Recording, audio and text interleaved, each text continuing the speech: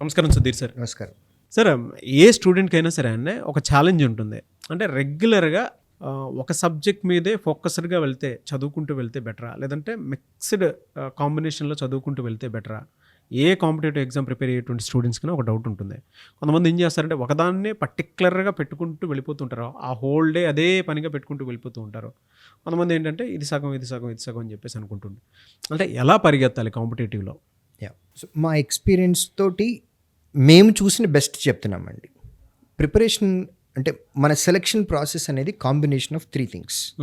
Number 1 knowledge gaining, number 2 practice, number 3 revision.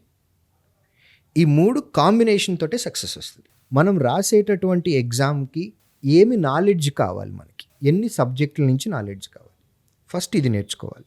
ఇది నేర్చుకునేటప్పుడే దీనికి ప్రాక్టీస్ని తెలియకుండా మనం అప్లై చేయాలి. డే 1 నుండే నేర్చుకునేటప్పుడు ఫర్ ఎగ్జాంపుల్ మనకి 5 సబ్జెక్టులు ఉన్నాయి. మనకి చిన్నప్పటి నుంచి మనకి మన బ్లడ్లో మన మైండ్లో ఇంజెక్ట్ చేసింది ఏంటి అని అంటే mixed. Right from the schooling మీరు చూడండి, తెలుగు క్లాస్ ఉంటుంది, ఇంగ్లీష్ క్లాస్ ఉంటుంది, మ్యాథ్స్ క్లాస్ ఉంటుంది, సోషల్ ఉంటుంది, సైన్స్ ఉంటుంది. మనకి బాగా ఎక్కువ దేది కావాలో ఆ క్లాసు ప్రతిరోజు ఉంటుంది. ఫర్ ఎగ్జాంపుల్ మ్యాథమెటిక్స్ స్కూలింగ్లో మాట్లాడుతున్నాం, maths period is fixed. Languages Hindi, Telugu, English, ఇవి ఆన్ అండ్ ఆఫ్లో వస్తూ ఉంటాయి. వీటిలో ఇంగ్లీషు, తెలుగు, ఇంగ్లీష్ ఎప్పుడు ఎవ్రీడే ఉంటుంది, తెలుగు, హిందీ ఆల్టర్నేటివ్లో పెడతా ఉంటారు.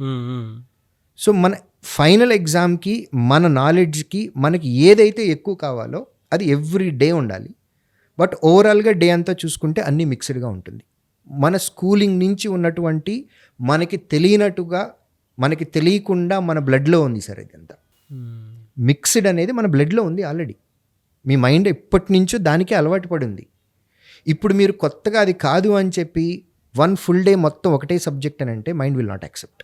సో మీ ప్రిపరేషన్ ఫేజ్లో సబ్జెక్ట్ గెయిన్ చేయాలి అని అనుకున్నప్పుడు మిక్స్డ్ అన్ని సబ్జెక్టులు రోజు కొంత టైం కేటాయించుకోవాలి. Depends on your capability. కొంతమంది డైలీ 1 సబ్జెక్ట్ 1 అవర్, కొంతమంది డైలీ 1 సబ్జెక్ట్ 2 అవర్స్, కొంతమంది పొమోడోరో టెక్నిక్ వాడతారు. 30 minutes కాన్సన్ట్రేషన్ తోటి చదువుతారు, 5 to 10 minutes బ్రేక్ తీసుకుంటారు. డిపెండ్స్, ఒక్కొక్కళ్ళది ఒక్కొక్క మైండ్ సెట్. వన్స్ ఎప్పుడైతే మనకు కావాల్సినటువంటి నాలెడ్జ్ మనం మైండ్లో వచ్చిందో దెన్ అప్పటి నుంచి చేసే ప్రాక్టీస్లో మార్కులు అబ్జర్వ్ చేయాలి. డే 1 నుంచి మాత్రం మార్కులు అబ్జర్వ్ చేయకూడదు. ఎందుకంటే మనం సబ్జెక్ట్ గెయిన్ చేసుకుంటున్నాం, మన మైండ్ని ఫిల్ చేస్తున్నాం సబ్జెక్ట్ తోటి. ఫిల్ చేసే ప్రాసెస్లో ప్రాక్టీస్లో ఎన్ని మార్కులు వస్తున్నాయి అనేది మనం పట్టించుకోకూడదు. వన్స్ నాకు ఎగ్జామ్కి కావాల్సిన సబ్జెక్ట్ అంతా నా మైండ్లో ఉంది అని అనుకున్నాము, అప్పటి నుంచి రాసేటటువంటి ప్రాక్టీస్ మాక్ పేపర్స్ ఏవైతే ఉన్నాయో వాటిల్లో ఎన్ని మార్కులు వస్తున్నాయో మనం చెక్ చేసుకొని every day again mixed syllabus, mixed subjects, ఏ ఏ సబ్జెక్ట్లో వీక్గా ఉంటున్నామో ఆ సబ్జెక్టుల్లో ఏ టాపిక్ నుంచి అయితే మనం ఎక్కువ ఇంప్రూవ్మెంట్ చేసుకోవాలి అని అనుకుంటున్నామో ఆ టాపిక్ని ఐడెంటిఫై చేసుకొని ఎవ్రీడే కొంత కొంత ఇంప్రూవ్మెంట్కి వెళ్ళిపోతూ ఉండాలి. కాంబినేషన్ అండి ఇదంతా, ప్రతి సబ్జెక్ట్. ఫైనల్గా ఇంకొక 1 వీక్లో ఎగ్జామ్ ఉంది. ఎగ్జామ్ ఉన్నప్పుడు మాక్ ఎగ్జామ్స్ బిగినింగ్ నుంచి రాస్తూ ఉండాలి. మాక్ ఎగ్జామ్ అనేది అసలు ఏ రోజు వదిలిపెట్టకూడదు. ఎందుకంటే మీరు ఒక్క మాక్ ఎగ్జామ్ రాస్తే అన్ని సబ్జెక్టులు మైండ్లో రివైజ్ అవుతాయి, అన్ని టాపిక్లు మైండ్లో రివైజ్ అవుతాయి. ఎందుకంటే మాక్ ఎగ్జామ్స్లో అన్ని సబ్జెక్ట్స్, అన్ని క్వశ్చన్స్ టాపిక్స్ నుంచి వచ్చేస్తాయి కదండి. మీకు ఒక టాపిక్ నుంచి ఒక క్వశ్చన్ వచ్చిందంటే మైండ్లో ఆ క్యాలిక్యులేషన్ అంతా పడిపోతూ ఉంటుంది, ఆ సబ్జెక్ట్ అంతా రివైజ్ అవుతూ ఉంటుంది. సో మీకు తెలియకుండా అది ఒక టైప్ ఆఫ్ రివిజన్ అనేది మాక్ ఎగ్జామ్ అనేది. మాక్ ఎగ్జామ్ ఎప్పటికీ మిస్ కాకూడదు. ఎగ్జామ్ ఇంకొక 10 daysలో ఉంది అని అనగా అప్పుడు కావాలంటే మీరు ఒక సబ్జెక్ట్ రివైజ్ చేయడానికి మీ హ్యాండ్ నోట్స్ ఉంటుంది కాబట్టి ఆల్రెడీ ఫస్ట్ చాప్టర్ నుంచి లాస్ట్ చాప్టర్ వరకు ఫాస్ట్ రివిజన్ చేసేసుకోవచ్చు. అప్పుడు సబ్జెక్ట్ వైజ్గా వెళ్ళొచ్చు, దెర్ ఈజ్ నో ప్రాబ్లం.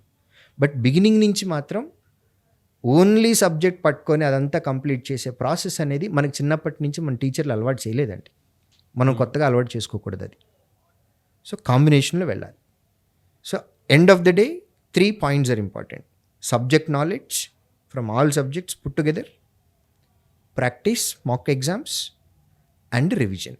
ఈ 2 మిక్స్డ్ సిలబస్లోనే ఉండాలి, మిక్స్డ్ సబ్జెక్ట్స్లోనే ఉండాలి. లాస్ట్ ఇది రివిజన్ అనేది మీరు కావాలి అని అంటే సబ్జెక్ట్ వైజ్గా వెళ్ళచ్చు. ఓకే, లాస్ట్ ఎప్పుడు కూడా సబ్జెక్ట్ వైజ్ వెళ్ళిపోవచ్చు. ఎందుకంటే కనెక్టివిటీ వస్తుంది కదండి.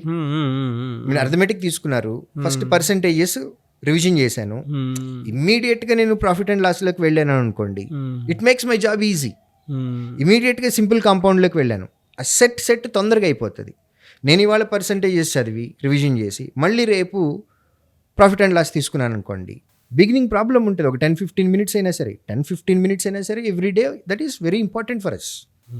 సో రివిజన్లోకి వచ్చేటప్పటికి సబ్జెక్ట్ వైజ్కి వెళ్ళారు అని అనుకోండి, తక్కువ టైంలో టైం సేవ్ చేసుకొని మనం తొందరగా రివిజన్ కంప్లీట్ చేసేయచ్చు.